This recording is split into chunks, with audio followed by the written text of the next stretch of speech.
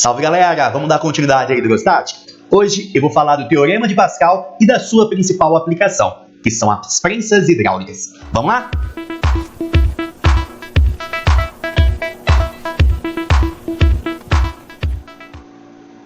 Pois bem, a figurinha que vocês estão vendo aqui é a figura de um caminhãozinho sendo erguido por um dispositivo chamado prensa hidráulica. Ele é acionado, por exemplo, por um frentista de posto de gasolina, através de uma alavanca, e essa alavanca, ela proporciona grandes cargas serem erguidas. Vamos ver como que isso acontece. Bom, antes de mais nada, eu queria que você desse uma olhada nesse recipiente aqui, ó. Dersim, o que tem dentro aí nesse recipiente? Existe um óleo especial. Eu vou chamar de fluido incompressível. Dersim, o que significa fluido incompressível? Significa que as partículas desse fluido estão muito próximas umas das outras. E daí, Dersim? E daí? Que se você empurrar a primeira molécula empurra a segunda, que empurra a terceira, que empurra a quarta, e assim o empurrão se propaga por todos os pontos desse fluido. Ok? Vamos ver? Ó, imagina que eu tivesse aqui essa rolha, chamada de rolha número 1, essa número 2, número 3, número 4, número 5, número 6 e número 7. Aí eu faço o seguinte, ó. Eu aplico uma força nesse êmbolo, deslocando esse êmbolo para baixo. Lembra que eu te falei? Eu estou diante de um fluido incompressível. Quando eu estiver diante de um líquido incompressível, a variação de pressão é transmitida para todos os pontos desse fluido. Ok? Então, eu posso dizer assim, ó. A variação de pressão que eu proporcionei é sentida pela rolha 1, que é sentida pela rolha 2, que é sentida por todas as rolhas, até a rolha de número 7. Tá bom? Dersim, e o recipiente, ele sente essa variação de pressão? Sim! Dersim, por que o recipiente não estourou? Gente, ele devia ser um recipiente rígido. E é exatamente nesse contexto que está o princípio ou então o Teorema de Pascal. Ele diz assim, ó. A alteração de pressão produzida em um fluido, em equilíbrio, transmite-se integralmente a todos os pontos do fluido e às paredes do seu recipiente. Ok? É isso que eu preciso. É isso que eu preciso na aula de hoje. Bom, Dersim, mas o que isso tem a ver com a prensa hidráulica? Deixa eu te explicar. Ó, imagina que eu tivesse a seguinte situação, ó. Eu tenho esse cidadãozinho aqui, tá bom? E este cidadão, ele vai fazer o seguinte. Ele vai aplicar uma força nesse êmbolo aqui, ó. Pronto. Chamar essa força de força número 1. Beleza? E esta área aqui, ó, eu vou chamar de área número 1. Bom, eu tenho força? Tenho. Tenho área? Tenho. Opa! À medida que ele aplica uma força nesse fluido, ele vai estabelecer uma variação de pressão. E, de acordo com o teorema ou princípio de Pascal, essa variação de pressão ela vai ser transmitida para todos os pontos do fluido e do recipiente também. Então, a variação de pressão que o cidadão causou aqui, ó, ela é transmitida aqui pelas laterais do fluido, ela é transmitida para o recipiente, ela é transmitida para cá, para cá, para cá, para cá, ela é transmitida para cá, ela é transmitida para cá, ela é transmitida para cá. Dersim, por que o recipiente ele não fica estufado? O recipiente não fica estufado, gente, porque ele é muito rígido. Lá no posto de gasolina, por exemplo, esse recipiente ele é muito rígido, feito de aço, material bastante resistente.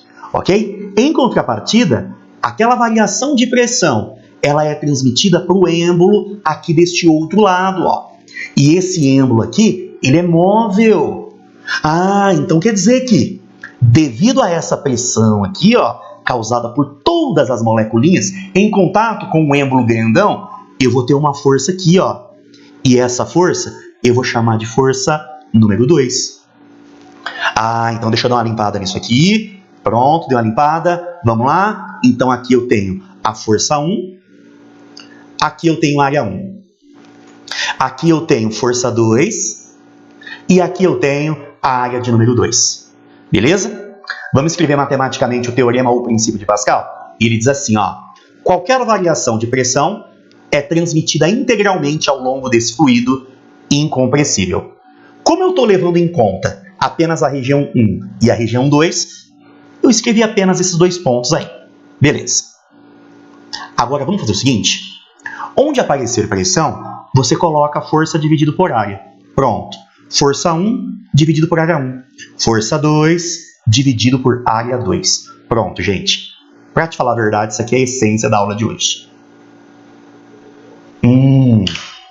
Então, o que quer dizer essa equação? Essa equação que eu escrevi aqui por último, ela quer dizer que a razão entre força e área se mantém constante. Em outras palavras, na prensa hidráulica, a força e a área são diretamente proporcionais. Escreve isso, por favor. Força e área são diretamente proporcionais. Perfeito. O que isso quer dizer? Se eu dobrar a área, eu dobro a força. Se eu triplicar a área, eu triplico a força. Se eu quadruplicar a área, eu quadruplico a força. Ok? E isso é muito bom, porque dessa maneira, o cidadão à sua esquerda, ele consegue multiplicar a força que ele está aplicando. Com isso, ele consegue, na outra extremidade, uma força maior e, consequentemente, sustentar o que está sendo apoiado lá no êmbolo maior. Legal isso, né, gente? Ó, deixa eu fazer o seguinte. Tá vendo essa área número 2 que está dividindo? Ela pode subir multiplicando, tá bom? Então fica assim, ó. Força 2 é igual a área 2 dividido por área 1 vezes a força número 1. Eu apenas subi com a área 2 multiplicando. Dersim, por que você escreveu a mesma equação de um jeito um pouco diferente? Ó, essa parcelinha que está aqui, ela é muito, muito, muito importante para você. Ela recebe o nome de Vm. Dersim, o que significa Vm? Vantagem mecânica. Significa vantagem mecânica. O que é isso, Dersim? É por quanto a força F1 aplicada pelo mocinho ali ficou multiplicada. Ok? Isso aqui é muito importante para a gente. Agora, responde uma coisa para mim. Faz sentido eu construir uma prensa hidráulica com o êmbolo 1 igual ao êmbolo 2? Não, porque aí as áreas seriam iguais. Se as áreas fossem iguais, as forças seriam iguais. Aí a máquina não faria sentido de existir. Tá bom? Agora, preste atenção, preste atenção. Sabe a força 2, gente? Sabe a força 2? Ela tem a função de equilibrar o peso de todo esse conjunto aqui, ó. Meu Deus. Dersim do céu. Ó. A força 2, ela tem a função de equilibrar o peso de todo o conjunto. Ok? Então, preste atenção. Quem seria a força 2? Na situação de equilíbrio, ela tem que sustentar todo mundo lá do outro lado. Quem está lá do outro lado? O peso do carro, o peso do Fusca. P maiúsculo é peso, hein? É força. P minúsculo é pressão, tá? E além disso, o peso do êmbolo número 2. A não ser que ele fale assim que foi desprezível. Ok? Então toma muito cuidado com isso, gente. Toma muito cuidado com isso. Tá bom?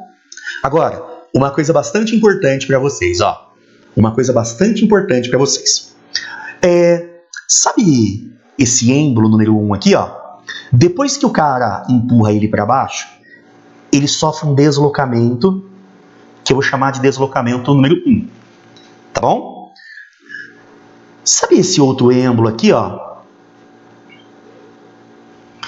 Depois que a força F2 foi aplicada, ele sofre um deslocamento para cima, que eu vou chamar de deslocamento número 2. Ah, então quer dizer que eu tenho forças causando deslocamentos. Então eu tenho aí realização de trabalho. Uma dica importante que você vai anotar aí para mim, ó. Muito importante essa dica. Se liga nisso aqui, ó. Se liga nisso aqui que eu vou te dizer. Ó, a prensa hidráulica, ela multiplica a força aplicada. Ela não multiplica o trabalho realizado. Tá bom? Só para recordar, a formulinha de trabalho é assim, ó. Força por deslocamento. Tá? Então, como a prensa hidráulica não multiplica o trabalho realizado por 1 é igual ao trabalho realizado por 2. No lugar de trabalho 1, você pode colocar assim, ó. Força 1 vezes deslocamento 1. Força 2 vezes o deslocamento 2. O que isso quer dizer? Isso quer dizer o seguinte: força e deslocamento são inversamente proporcionais. Então, para que o trabalho seja o mesmo, onde eu tiver menor força, êmbolo mais estreitinho, o deslocamento é maior, que é para poder compensar. Agora, do outro lado, o lado número 2, o lado da força 2, área maior, força maior. Aí, para poder compensar, o deslocamento é pequenininho. Lembrando que o trabalho ele representa o quanto de energia foi transferida ou transformada. Beleza? Outro detalhe importante para você. Normalmente, nós estamos falando de recipientes cilíndricos. E a área de uma base de um cilindro é π vezes o raio dele elevado ao quadrado. Tá bom? Π vezes o raio dele elevado ao quadrado. Prontinho. Dá um print nessa tela e vamos colocar isso aqui em prática. Ó. Olha essa situação que eu desenhei aqui para você, gente. Em uma feira cultural escolar, foi apresentada a figura a seguir, que representa um elevador hidráulico usado em postos de lavagem de carros. Seu funcionamento se baseia no princípio ou então teorema de Pascal. Beleza. Os alunos expositores tiveram de explicar aos visitantes o funcionamento físico do elevador hidráulico, considerando que F1 é igual a 10 e que os diâmetros 1 e 2 dos êmbolos são de respectivamente 1 e 1,5, determine o valor da força 2 aplicada no carrinho. Determine o valor da força 2 aplicada no carrinho. Vamos lá? Bom, como eu estou em uma prensa hidráulica, qualquer variação de pressão é transmitida integralmente para todos os pontos do fluido e do recipiente. Só que o que me interessa é o ladinho 1 e o ladinho 2. No lugar de pressão, você coloca a força por área. Pronto.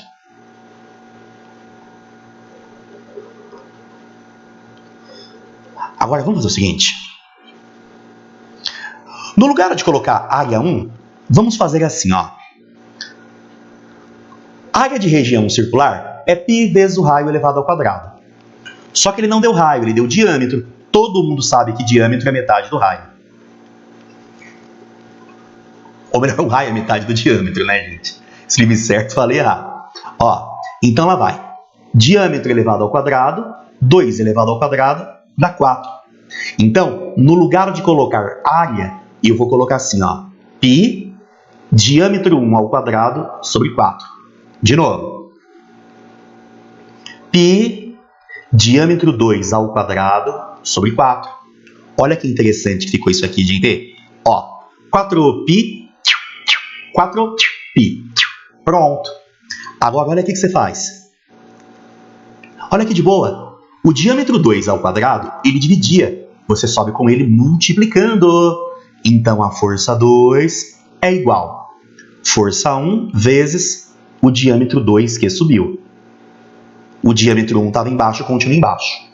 Vamos fazer as substituições? Lá vai. Força 1. Cadê a força 1? Valia 10. Diâmetro 2 valia 1,5. Diâmetro 1 valia 1. Tá. Dercy, não precisa passar para metro? Não, porque vai aparecer centímetro em cima e embaixo e você acaba cortando. Tá? Então aqui fica 10 vezes 1,5 elevado ao quadrado é 2,25. Embaixo, 1 ao quadrado acaba dando 1. Portanto, isso aqui é 22,5 newtons. Prontinho. Beleza. Ah, então quer dizer que às vezes, ao invés de dar área, o cara pode dar o raio, pode dar o diâmetro. Ok? Aí você tem que abrir a fórmula. Mas a linha de raciocínio é idêntica. Tá bom? Gente, vamos supor, aliás, geralmente acontece isso na prensa hidráulica. Vamos supor que esse carinha aqui, ó, estivesse em equilíbrio. Se o êmbolo estivesse em equilíbrio, aí você poderia dizer o seguinte, ó. A força F2 tem módulo igual ao peso do carro. Se eu desprezar o peso dessa plataforma aqui, ok? Isso aqui na situação de equilíbrio. Pronto. Vamos fazer mais um para a gente treinar isso aqui. Olha que interessante esse exercício aqui, ó. Autoridades debatem acesso de deficientes nos estádios da Copa. Na época da Copa aqui no Brasil, né? Aquele 7-1, a Deus me livre, gente. Mas vamos lá. As ações de acessibilidade aos portadores de deficiência aos estádios que sediarão os Jogos da Copa do Mundo de 2014 foram debatidas na reunião do Conselho Nacional dos Direitos da Pessoa com Deficiência, em Brasília, Distrito Federal. Os conselhos estaduais e do Distrito Federal apontaram uma série de medidas positivas adotadas durante a Copa das Confederações e outras que precisariam melhorar para o Mundial de 2014. Das cidades que sediaram os Jogos da Copa das Confederações, que foi um evento antes da Copa aí, né, para testar algumas medidas aí, os Jogos da Copa das Confederações estavam o representante da Secretaria Extraordinária da Copa de Belo Horizonte, Otávio Góes. Ele destacou que o estádio Mineirão tem 10 elevadores especificamente para transportar essas pessoas. A ideia é atender cada vez melhor tanto as pessoas quanto a população em geral. Tanto a essas pessoas quanto a população em geral. Por enquanto, ele só está contextualizando o exercício, tá? Está falando aí que o estádio do Mineirão dava acessibilidade para as pessoas através de elevadores. Vamos ver como são esses elevadores, que é onde vai entrar a física do problema. Considere o elevador hidráulico do estádio do Mineirão, cuja área da base do pistão de elevação é 4 vezes maior do que a área do pistão da bomba de injeção de óleo. O óleo vai funcionar como fluido incompressível aí. Tá. Desprezando as forças dissipativas, deseja-se elevar um cadeirante de 88 kg, massa da pessoa mais da cadeira de rodas, sobre uma plataforma de 22 kg, apoiada sobre um pistão maior, onde ficará o cadeirante. Qual deve ser a força exercida pelo motor de injeção da bomba sobre o fluido, para que o cadeirante seja elevado às arquibancadas com velocidade constante? Opa! Isso aqui é muito importante, ó. Velocidade constante significa equilíbrio. Equilíbrio dinâmico, para ser mais específico, tá? Vamos ver o que está acontecendo aqui, gente. Bom, mais uma vez ele fala de um elevador hidráulico que tem o mesmo esquema de funcionamento de uma prensa hidráulica. Aqui, do lado mais estreito, está a força que o simpatia pedia para você. Eu quero essa força aqui, ó. Do outro lado, ele falou que tem uma área 4 vezes maior que a anterior. Então eu vou escrever aqui, ó, 4 vezes área 1. Aqui em cima, o que eu vou ter? Eu vou ter o cadeirante, juntamente com a cadeira, obviamente, né? E aqui eu também vou ter a plataforma.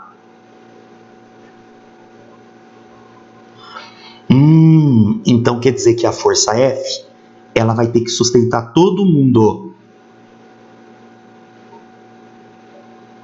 A força F, ela vai ter que sustentar todo mundo.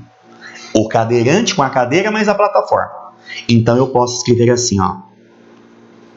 A força F2 é igual ao peso do cadeirante mais o peso da plataforma. Beleza. Vamos lá? Então faz assim, ó. A massa do cadeirante junto com a cadeira 88, vezes a gravidade que é 10. Opa! Isso vai dar 880 newtons. Agora vamos para a plataforma. A massa dela era 22, a gravidade é 10, portanto, 220 newtons. O que dá um peso total de 1.100 newtons. Opa! É praticamente o meu peso isso aí. Gente, eu sozinho tenho o peso da cadeira mais da plataforma. Vamos lá. Aplica o teorema de Pascal, ó. Força 1 dividido por área 1 é igual força 2 dividido por área 2. A força 1 é quem eu quero. A área 1 é 4 vezes maior do que a área 2. Ou melhor, a área 2 é 4 vezes a área 1. Então, onde aparecer a área 2 aqui, ó, o texto dizia que ela era 4 vezes maior, já vou colocar aqui. Beleza? E a força F2, ela tem que neutralizar o peso do conjunto. Pronto. Assim, ó. Área 1 divide de um lado, divide do outro. Você pode cortar. Portanto, vai ficar 1.100 dividido por 4. Isso vai dar 275. Isso, 275 newtons. 275 newtons está na sua alternativa C de casa. Portanto, aqui está mais um capítulo importantíssimo da hidroestática. Teorema ou então princípio de Pascal.